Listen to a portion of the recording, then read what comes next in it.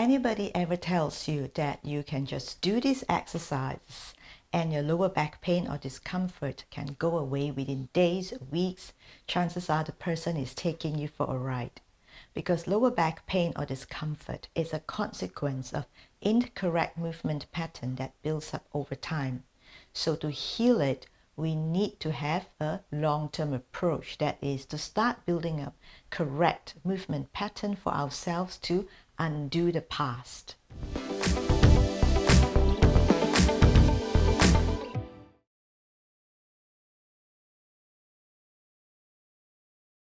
Welcome to my channel Move Beautifully with Hilda. I'm Hilda. Today we're going to talk about lower back pain. How many of us feel lower back pain from time to time?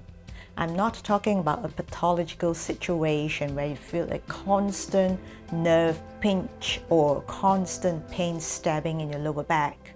I'm talking about the kind of sudden pull that catches you off guard, whether it's from sitting and suddenly standing and you feel, oops, one side is pulling more than the other, or when you get up from bed and you suddenly feel your back doesn't feel right. Now, it annoys us, and also it's enough to cause us concerns about what's happening to our spine or our body. In my experience as a movement trainer, I find that clients who experience such random or unexpected feeling of pull or pinch from time to time often can be categorized into 2 or 3 different types. People with weak core, people with tight thoracic, people with tight or weak hamstrings, all of which plays part in contributing to lower back pain. We're going to be in this video looking at one exercise for each category, just so that we really understand what's really going on in the body. And as we do it, I'm going to be explaining how it will help us relieve our lower back. Before we start working on our spine, let's do a little warm-up to get in touch with our body. Stand comfortably, and from here you're going to start to walk. Just walk in any space you have around you. In your home, in your living room, in your room, in the garden, in the park, or anywhere. Just walk. Feel where you are in your body. Be aware of how you move. Feel your own rhythm. And from there, you're going to find a position to stand and slow down.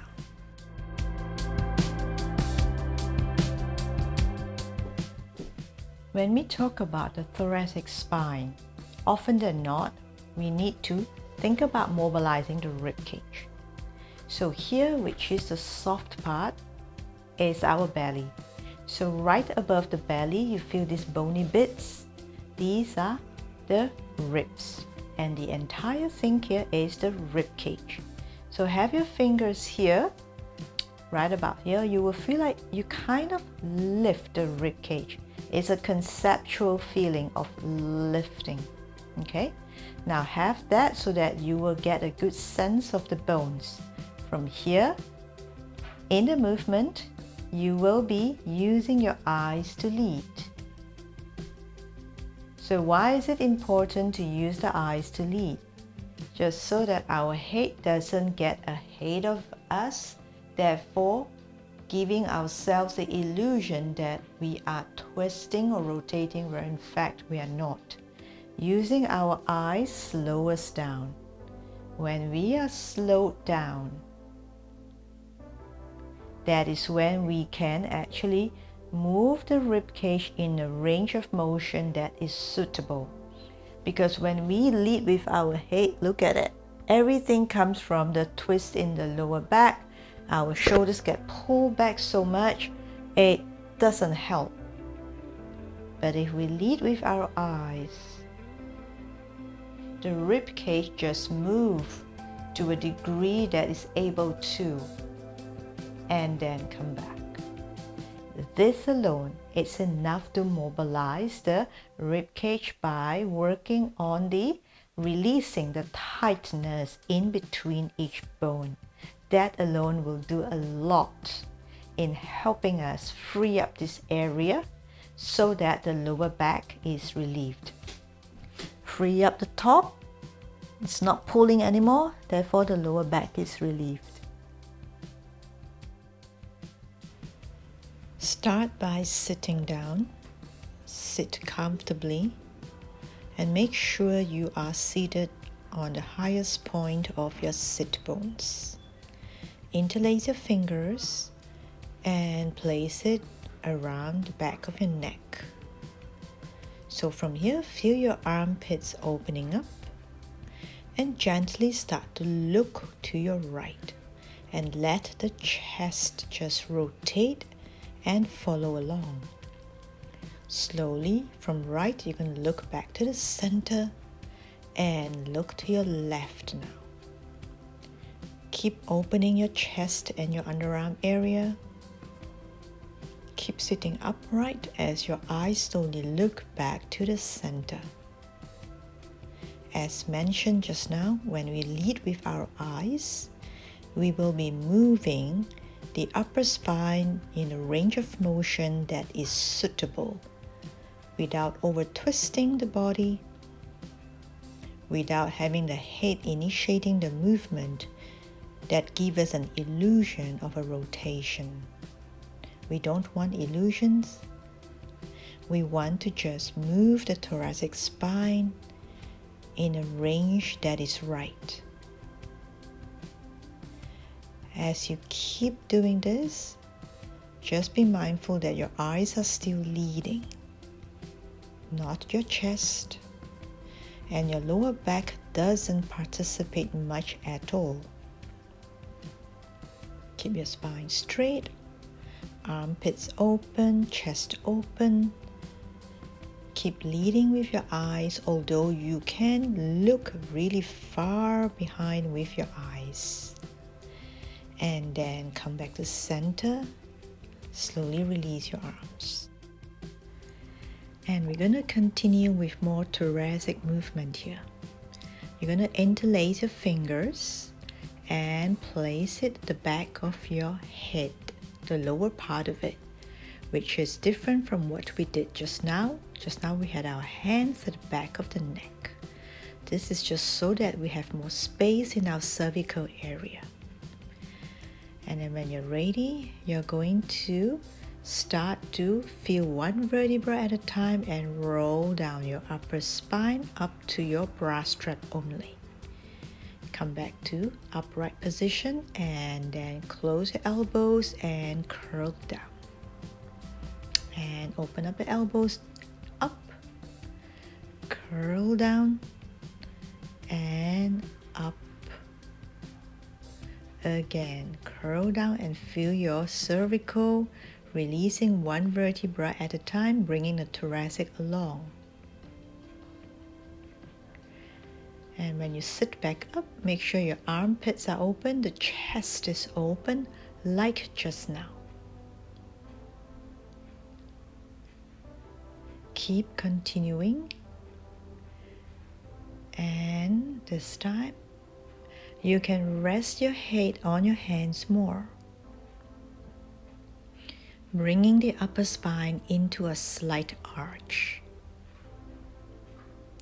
Rest your head back into your hands, opening the chest and the armpit more, and bringing your upper body into a slight arch, looking diagonally up.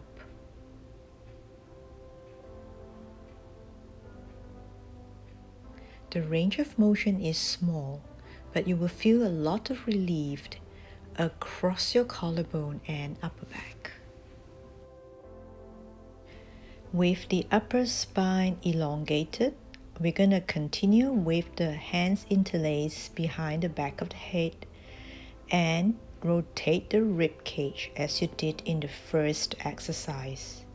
The difference between this and the first exercise is the position of the hands. The first has the hands at the back of the neck, and this one has the hands behind the back of the head. The difference is in this, you will be able to do it with a more elongated upper back, especially after the first and second exercises. Your upper back should have more space now, and you'll be able to feel like you can sit upright, have more length upwards as you rotate your thoracic spine. Gentle reminder to continue to lead with your eyes. You may be able to go further with more range of motion now, but that doesn't mean that you should let your head lead the movement. It is still the eyes, so that your chest is rotating in a way, in a range of motion that is suitable.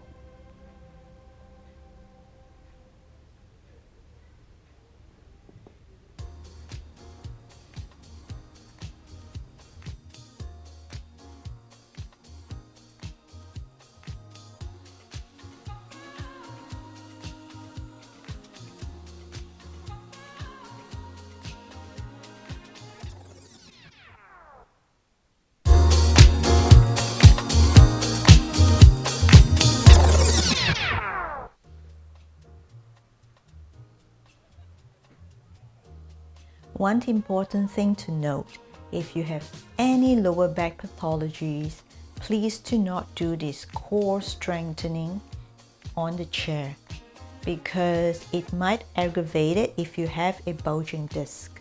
So I have mentioned it in the disclaimer. I want to mention again, please consult your chiropractor or your physical therapist or your doctor to see if you are able to do it, okay?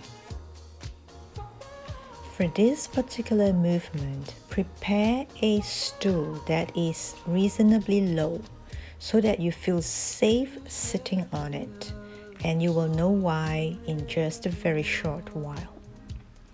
So from here, I want you to rock your body to the back of your sit bones and back up again. Awareness of where your sit bones are very important, because as we rock back, we're going to scoop the belly in.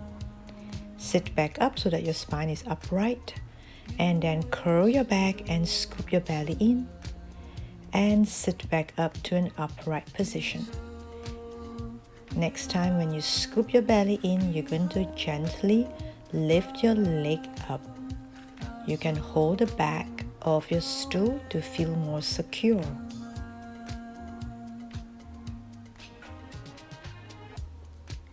Imagine yourself like a boat bobbing on water, going back and forth a little bit, although boats don't bob back and forth. But just imagine, because of the shape, you're a boat and you are going back and forth on the water just to have a sense of buoyancy as you rock on your sit bones. Scoop your belly in, find a comfortable position, see if you can lift your arms up, and then sit back straight, and we're going to try to continue.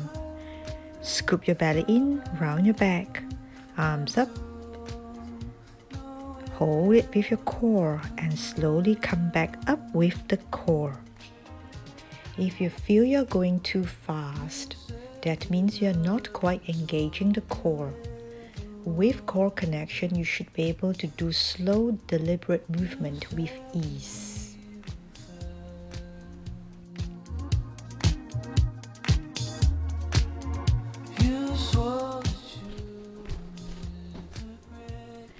When it comes to relieving the lower back by lengthening the hamstrings, we need to check where the length of our hamstrings is at the moment.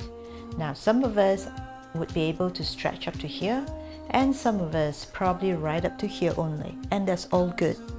It's important to have an awareness of where we are at the moment, okay? Now, as you do that, if this is where we are, this is where we will be working with. It's important though, just to make sure that we are not swaying back, okay? That will only hurt the lower back more. If we need to bend the knees more, we bend, because it's really important to keep our spine upright. So in this instance, we would keep it bent but make sure the spine is upright, belly button pull up slightly, and from here we're going to slowly straighten out and bend.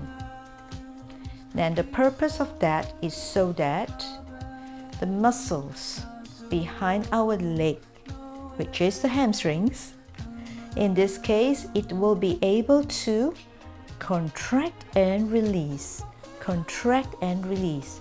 Each time it contracts a little bit more, and when it releases a little bit more.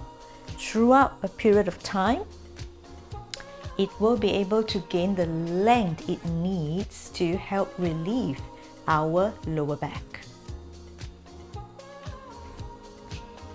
And now let's do the exercise together. So I'm going to show it to you from the side. We're going to start with the left leg. Gently lift it up. You can hold on to something if you like. Place your foot on a stool or on a low table. From here, you can bend your knees a little bit and lean your body forward and back up. Lean forward and back up. Make sure your standing leg is really stable here so that it can hold and support you as you lean forward and you would not wobble. A few more times here.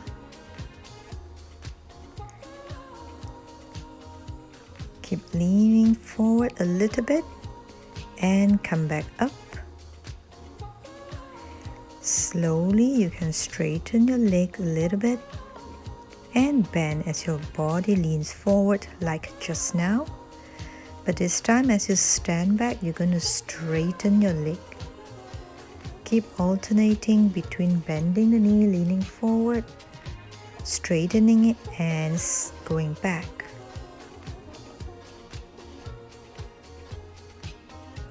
Every time you straighten, try to feel that your leg is growing longer.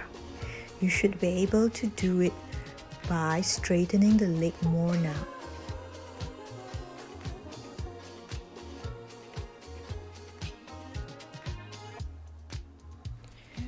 And we'll continue with the right leg. Gently place it on the stool. And then from here, you can either start by doing with your legs straight or bent if you like just now. Go back and forth a few times. When you're ready, you can do the full version. Bend your body forward and bend your knees. Straighten the legs as you go back. Repeat, body forward, bend the knee. Straighten legs as your body goes back. Feel your leg going further, longer each time you straighten it. Enjoy the length. With the length in your hamstring, you should be able to feel yourself able to stand upright more and more each time. Remember to keep your spine upright. So that completes the exercises to relieve our spine. Right now, let's check how we feel in our body. Stand comfortably and then lift one arm and bring it down. Feel to see if you have any tightness. Followed by the other arm and compare the difference. Again, repeat with the first arm and the second arm. How do you feel in your chest, in your shoulders, in your neck, in your mid back, lower back, even in your legs? We started this movement with walking around, so we're going to end with walking around. Integrating the movement of the arms just now, we're going to walk around the room, swinging our arms along. Let's pay attention to how we feel in our neck, shoulders, spine, legs. how does our body stack up? Any tightness? Any particular area that feels looser? Stand and be aware. And gently release. I hope you enjoyed that. As a confession, I must say I love doing videos like that because I'm somebody who loves to give a lot of details and explanation so that you know why you are doing it. It's not just about moving or exercising, it's about understanding what it is good for, therefore why you need to do it. That way it is more beneficial for us. So to end off, I just want to say if you like this video or if you like more content like this, do give me a thumbs up. Of course, subscribe to my channel. Help me to grow it because I love to grow my channel and I love to do more content like this, and I wish that I can share this with more people here. So any questions, any comments, do leave me something in the comment section below. Write something. Anything you like, a question or a feedback, because I would love to hear from you.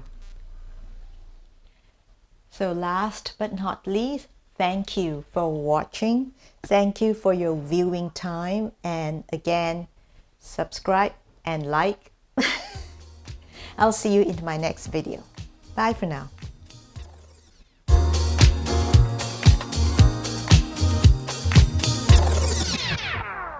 So think about how long it takes for us to accumulate such tightness and knots in our body to end up with lower back pain. Therefore, the similar amount of time, maybe you can halve it if you're really hardworking with your rehabilitation process, then that's the amount of time you need to actually get better. Okay? But it's all about working towards a brighter and better future for our spine. Whether it's longer, stronger hamstrings, stronger core, or more mobile rib cage, it's all good. So it's really important that we add up our good movement patterns bit by bit, do the right exercises that will free up the body so that our lower back can then function normally as it should without doing the job of others, without extra strain being placed on it.